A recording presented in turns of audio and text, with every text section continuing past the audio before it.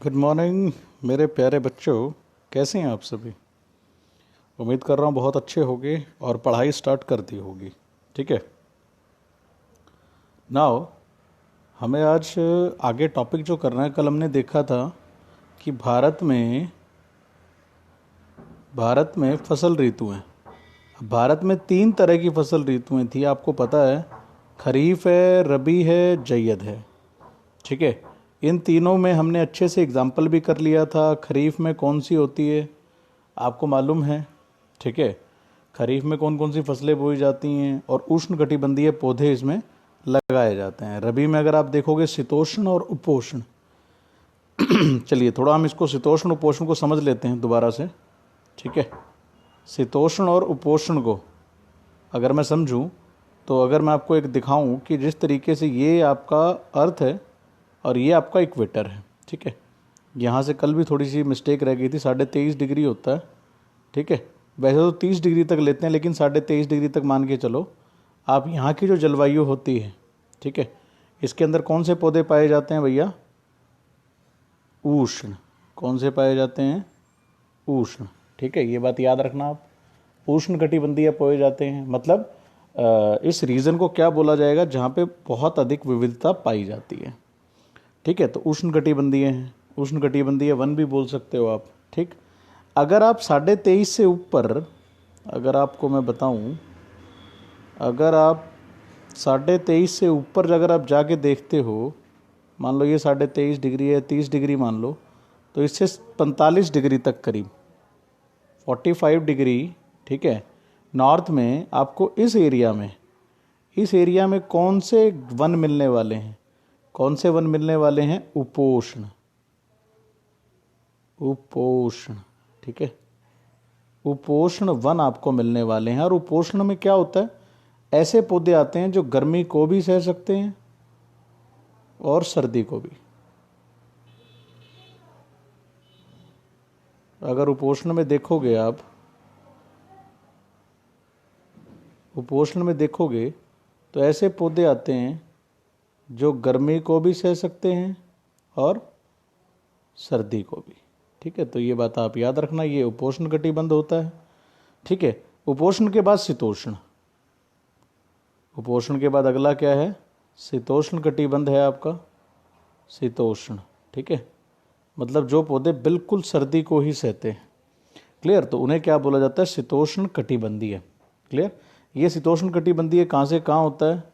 अगर मैं शीतोष्ण कटिबंधीय की बात करूँ तो शीतोष्ण कटिबंधीय होता है, देखो 0 से 30 डिग्री अगर नॉर्थ में जाते हो आप, तो आपको क्या मिलता है? उष्ण। ठीक है। क्लियर? उष्ण मिलता है। और उष्ण के बाद आपका 30 से 45। ठीक है। अर्ध उष्ण बोल दो या उपोष्ण बोल दो।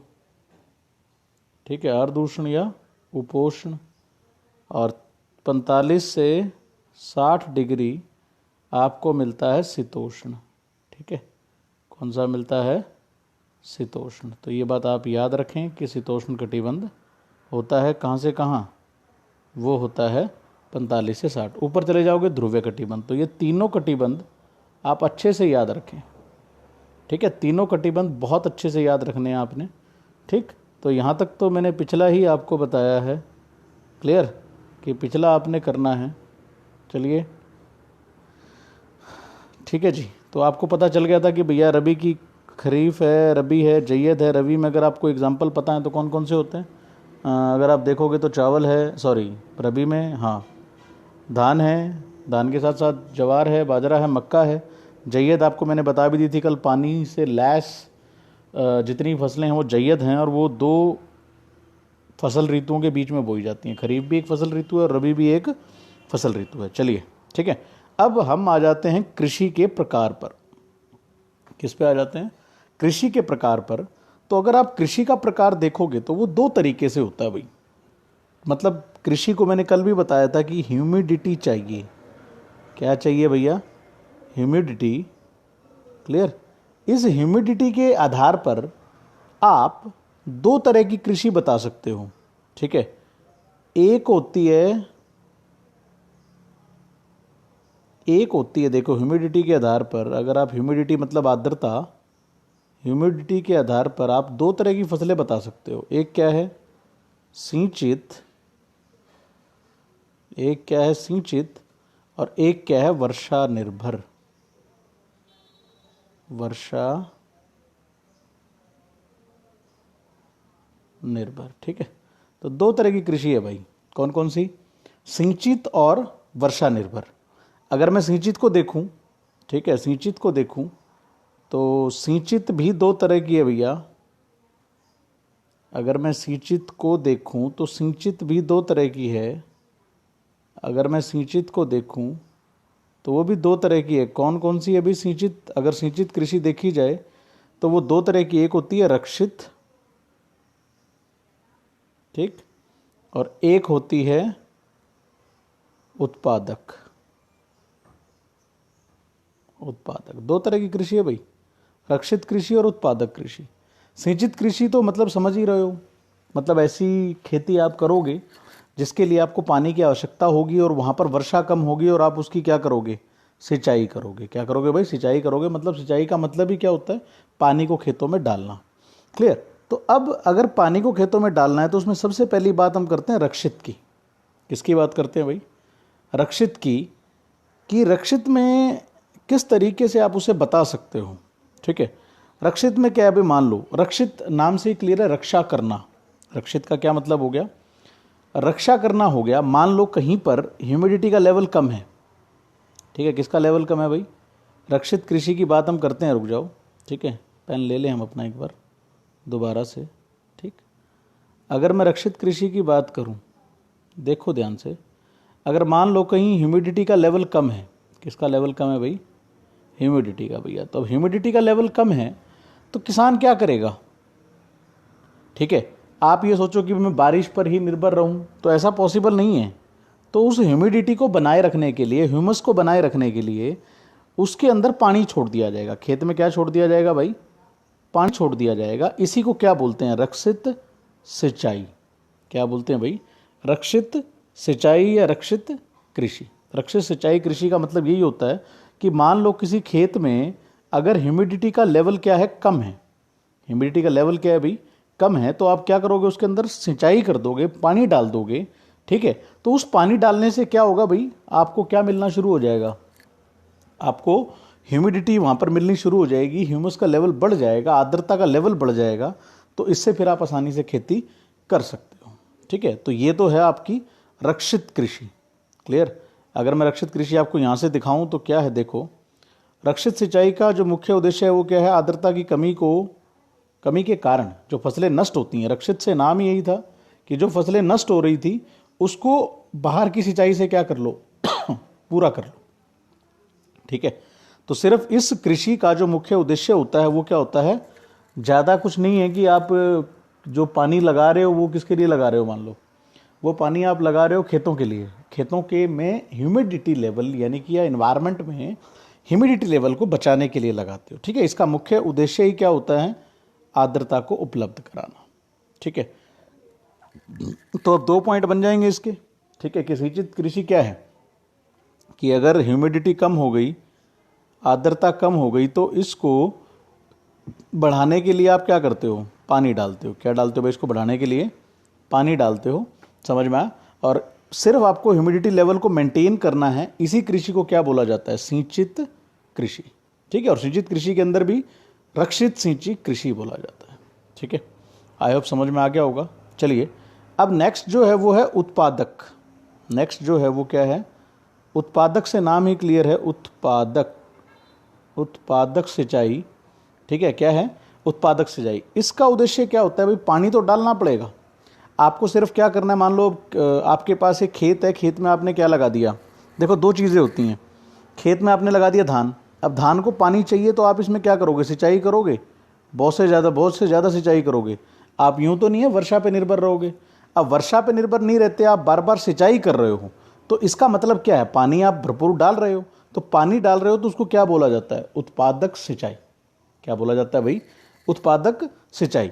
अब आपको क्लियर करना होगा कि भैया रक्षित सिंचाई और उत्पादक सिंचाई में कैसे, दोनों में पानी तो डाल रहे हो आप, लेकिन एक बात सुनो मेरे मुन्ना, कि बात क्या है, अगर मैं बात को बताऊं तो बात इंपॉर्टेंट क्या है। देखो मान लो ये खेत था, इस खेत में पहले आपने जब फसल बोनी थी उससे पहले इसमें आपने पानी छोड़ दिया। उससे पहले क्या कर दिया भाई, इसमें पानी छोड़ दिया आपने। अब पानी छोड़ दिया तो फिर ह्यूमिडिटी का लेवल क्या हो जाएगा, मेंटेन हो जाएगा, ठीक है, बढ़ जाएगी। क्लियर। और उसके बाद आपने इसके अंदर पानी छोड़ दिया भाई, तो इसको तो बोलेंगे भाई रक्षित सिंचाई। क्या बोलेंगे भाई, रक्षित सिंचाई बोल देंगे कि आपने ह्यूमिडिटी लेवल को बढ़ा दिया।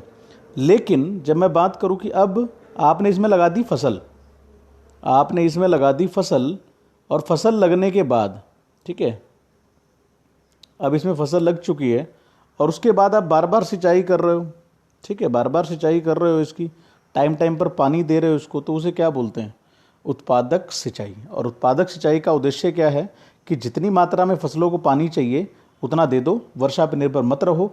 तो देते रहोगे तो फिर आपका पानी का लेवल मेंटेन रहेगा और उससे आपकी फसल की उत्पादकता बढ़ जाएगी। तो ये दोनों पॉइंट आप अच्छे से याद कर लें, अच्छे से नोट्स बना लें। मैं समझा दिया है कि सिंचित कृषि के अंदर क्या होता है, आप पानी की मात्रा या पानी को बाहर से किस में डालते हो, खेतों में डालते हो, वर्षा से पानी का आप इंतज़ार नहीं करते। और उसके बाद क्या होता है, उसमें दो तरह की होती है, ठीक है भाई। सिंचित कृषि में भी क्या होता है, सिंचाई के उद्देश्य जो हैं, सिंचित कृषि के अंदर क्या है कि आप पानी क्या करोगे, नल कुओं से लेकर उठाकर किस में डालोगे, नदियों से उठाकर किस में डालोगे, खेतों में डालोगे। तो ये दो तरह की है, रक्षित और दूसरी क्या है बच्चा, उत्पादक। ठीक है, तो रक्षित में तो क्या है, सिर्फ आपको ह्यूमिडिटी लेवल, आर्द्रता के लेवल को मेंटेन करना है। लेकिन उत्पादक में क्या है, अधिक से अधिक पानी देकर फसलों को क्या करना है, बढ़ाना है। ठीक है, तो आई होप समझ में आ गया होगा। नेक्स्ट पॉइंट पर हम चलते हैं अपने। क्लियर, जो है वर्षा निर्भर। अगर मैं वर्षा निर्भर पे बात करूं तो वर्षा निर्भर में क्या होती है भाई, वर्षा निर्भर की अगर मैं बात करूं तो वर्षा निर्भर के अंदर जो मतलब ऐसी कृषि जो वर्षा पर निर्भर करती हो। ठीक है, सभी कृषि वर्षा पर निर्भर करती हैं, ऐसी बात नहीं है, लेकिन वर्षा पर निर्भर जो है या वर्षा निर्भर जो है उसको भी मैं दो पॉइंट्स में डिवाइड कर देता हूं या दो भागों में डिवाइड कर देता हूं। एक होती है शुष्क, इसके अंदर एक होती है शुष्क कृषि या शुष्क भूमि, ठीक है, भूमि कृषि, और एक होती है आर्द्र भूमि। अब ध्यान समझ लो भैया, आर्द्र भूमि। क्लियर, आर्द्र भूमि। क्लियर, शुष्क भूमि की अगर मैं बात करूं तो ऐसी भूमि जो राजस्थान में, जो कहाँ है भाई, राजस्थान में। सिंपल सी बात समझ लो बेटा, शुष्क भूमि जो राजस्थान में है वहाँ पे क्या होता है, वर्षा जो है वो बहुत कम होती है। वर्षा सिर्फ पूरे मतलब अगर आप देखोगे कि पूरे साल की अगर वर्षा आप नाप लो तो आपको 75 सेंटीमीटर वर्षा मिलेगी। उसमें कितनी मिलेगी भाई, 75 सेंटीमीटर। तो शुष्क जो है, शुष्क इलाके क्या होते हैं जहाँ पे पानी की कमी होती है, आर्द्रता की कमी होती है। शुष्क इलाकों में क्या होता है, आर्द्रता कम होती है और पानी की भी क्या होती है भाई, बहुत ज़्यादा कमी होती है भैया। ठीक है, तो आर्द्रता भी कम और पानी भी कम। तो आप शुष्क कृषि के अंदर अगर आप मैं बात कहूँ कि शुष्क कृषि को कैसे डिफाइन करोगे, शुष्क जो भूमि खेती है मतलब ऐसी खेती होती है जहाँ पर ये खेती, शुष्क भूमि जो खेती है या शुष्क भूमि कृषि आप इस तरह की भूमि पे कर सकते हो, ऐसी भूमि पे कर सकते हो जहाँ पे वर्षा कितनी होती है, 75 सेंटीमीटर से कम होती है। अगर 75 सेंटीमीटर से वर्षा कम हो तो वहाँ पे आप क्या कर सकते हो, शुष्क खेती कर सकते हो। तो उसमें ऐसी फसलें बोई जाती हैं जिनको पानी अधिक नहीं चाहिए। और वो फसलें क्या होती हैं भाई, बाजरा होता है, मूंग होता है, कपास होती है, चना होता है। याद रखना भाई, ऐसी खेती कौन सी होती है, ऐसी खेती जो है वो आपकी है बाजरा, मूंग, चना, गवार, इसमें कपास भी लगा लो। मतलब कपास को नमी चाहिए, लंबे समय तक नमी को सोख सकती है वो, लेकिन यूं तो नहीं है आपको बार बार सिंचाई करनी पड़ेगी, बार बार आपको उसको सिंचित करना पड़ेगा, ऐसा कुछ नहीं है, ये बात याद रखना।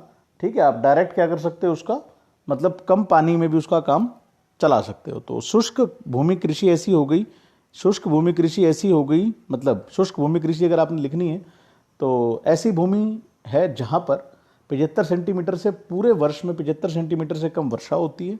और इसमें मतलब इसमें ऐसी फसलें उगाई जाती हैं जिनको पानी की कमी होती है, जिनको पानी की कमी मतलब चाहिए, पानी बहुत अधिक नहीं चाहिए। वो फसलें कौन कौन सी हैं, सिंपल याद रखो, तो बाजरा, मूंग, बाजरा हो गया, मूंग हो गया और चना हो गया, बाजरा हो गया, मूंग हो गया और चना हो गया। तो अब चना तो आपको पता है भैया किस में लगता है, अगर मैं चने की बात करूं तो चना किस में लगता है? चना लगता है भैया रबी फसल में, ठीक है। अगर मूंग देखोगे तो मूंग खरीफ में लगते हैं, ये बात याद रखना, ठीक है। बाजरा की अगर मैं बात करूं तो बाजरा भी खरीफ फसल है, ठीक। गवार भी, तो ये बातें याद रखना, चारा फसलें होती हैं गवार वगैरह, ठीक। तो ये सारी चीज़ें हो गई, क्लियर। तो उसके बाद आप शुष्क भूमि कृषि को अगर लिख रहे हो तो शुष्क भूमि कृषि में ये बात याद रखनी है कि आपको क्या करना होता है, पानी को बचाने के लिए खूब सारे तरीके उठाए जाते हैं। अगर शुष्क भूमि कृषि की बात करें तो किसको बचाने के लिए? वर्षा जल को संग्रहण करना, ठीक है। उसके लिए अधिक विधियाँ उपाय अधिक जो अलग अलग तरह की जो तरीके हैं वो अपनाए जाते हैं। जैसे राजस्थान में देखोगे तो आप कुएं बना दिए जाएंगे, उसके अंदर पानी क्या कर लिया जाएगा? इकट्ठा कर लिया जाएगा। अगर आप महाराष्ट्र में चले जाएं तो वहाँ अलग तरीके से वही खड्डे खोदने वाली बात है, ठीक है, कि खड्डे खोद के जो पानी का क्या कर लिया जाएगा? संग्रहण कर लिया जाएगा, ठीक है। बड़े बड़े पॉन्ड्स बना के पानी का क्या कर लिया जाता है? संग्रहण कर लिया जाता है। किस इलाके में? जहाँ पर शुष्क भूमि कृषि होती है। जहाँ पर क्या होती है? शुष्क भूमि कृषि होती है, वहाँ पे क्या किया जाता है? जल संग्रहण को बहुत ज़्यादा महत्वता दी जाती है। याद रखना, आप शुष्क भूमि कृषि में आप 3 पॉइंट बना सकते हो, मैं दोबारा बता दूँ। पहला पॉइंट आप लिखोगे 75 सेंटीमीटर से वर्षा कम, ठीक है। तो मैं दोबारा पेन ले लूँ, छोटी जगह रह गई। शुष्क अगर आपने लिखना है, ठीक है, शुष्क में क्या लिखोगे बच्चा? तो शुष्क में पहला क्या है भाई? 75 सेंटीमीटर से वर्षा कम। दूसरा क्या लिखोगे इसमें पॉइंट? एग्जाम्पल लिख लो आप जो शुष्क खेती हैं। और तीसरा, जल संग्रहण को अधिक महत्वता दिया जाता है इस भूमि पर। किसको? जल संग्रहण को। किसको दिया जाता है भाई अधिक महत्व? जल संग्रहण को। क्योंकि जल संग्रहण क्यों करना पड़ता है कि भैया गर्मी जब पड़ेगी तो पानी की ज़रूरत पड़ेगी, फिर आप अपने खेतों में या, ठीक है, वैसे पीने के लिए उस पानी का क्या कर सकते हो? इस्तेमाल कर सकते हो। तो उसे बोला जाता है शुष्क भूमि कृषि। समझ में आ गया कि जल संग्रहण को तवज्जो दी जाती है इसके अंदर। ये बात याद रखना भैया, बिल्कुल अच्छे से अपने दिमाग में, माइंड में डाइवर्ट मत आना, अपने तरह के कंसेप्ट बना लो भैया, ठीक है। अब अगली जो है वो है आर्द्र भूमि कृषि। आर्द्र भूमि कृषि जहाँ पर वर्षा बहुत अधिक होती है, ठीक है, क्लियर। तो वर्षा बहुत अधिक होती है, मतलब आर्द्र कृषि ऐसे बोलोगे कि आप ये देखो कि मान लो एक फसल बो दी आपने, ठीक है, एक फसल बो दी, उस फसल को जितना भी पानी चाहिए उससे कहीं अधिक वर्षा होती है। उससे कहीं क्या होती है भाई? अधिक वर्षा होती है। उसे क्या बोला जाता है? आर्द्र कृषि क्षेत्र, ठीक है। तो आर्द्र कृषि क्षेत्र में वर्षा ऋतु के अंतर्गत वर्षा जल पौधों की ज़रूरत से अधिक होती है। फसल जो भी आपने बो दी उससे अधिक वर्षा होना वो क्या कहलाता है? आर्द्र कृषि क्षेत्र, ठीक है।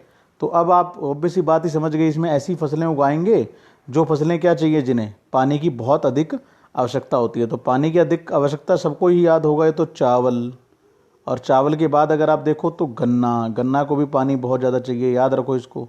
गन्ने के साथ देखोगे तो जुट, जो पश्चिम बंगाल में होता है, ठीक है, तो आदि, क्लियर। लेकिन एक प्रॉब्लम आती है कि मतलब इस यहाँ जैसे जो आर्द्र कृषि क्षेत्र हैं, जो आर्द्र कृषि क्षेत्र हैं, उनके अंदर एक प्रॉब्लम आती है। वो प्रॉब्लम क्या है?